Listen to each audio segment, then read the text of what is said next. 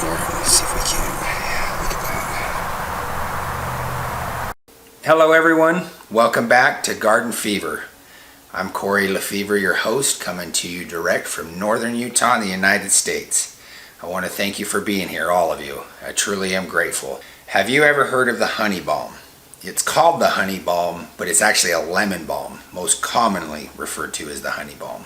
If you haven't and you're curious, you're in the right place. If you're here because you want to know how to grow it, you're also in the right place. This is a powerhouse herb, one that's great for a great addition to your garden. It's in the mint family, it's perennial, it's full of flavor and life and wellness. So with that, let's just jump right into it.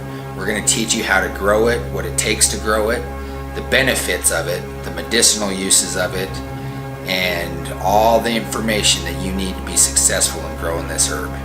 So let's get right to it. The honey balm is a perennial herb with a subtle lemony scent and a sweet undertone.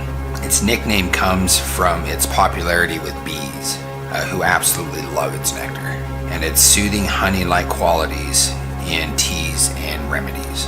So growing honey balm is really quite simple. Anyone that has ever grown mints, they're not that hard. But if you're new to gardening, here's kind of what you need to do. One, you need to make sure it's got decent soil. It thrives best in loose and loomy, well-drained soil, and that's pretty much a standard for most plants. Most plants like it that. Two, the sunlight. Full sun is best. It can tolerate partial shade.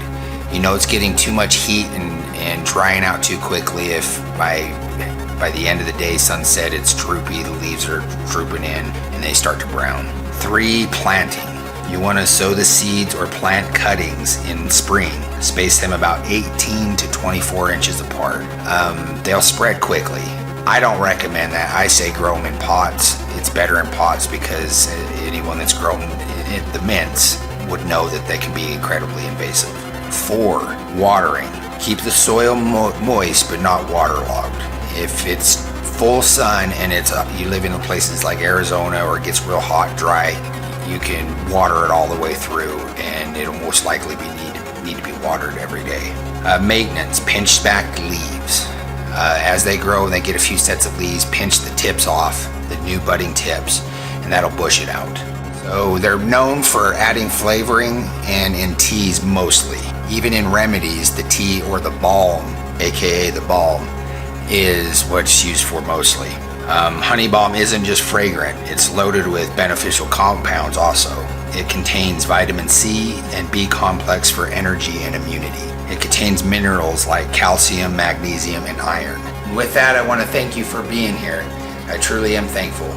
Like, share, subscribe, comment, all that fun stuff. If there's anything that I may have forgotten that you want to share, any tips, tricks, or anything, put them in the comments below. Knowledge is power. Let's grow that honey balm. And with that, let's make the world a paradise, one garden at a time.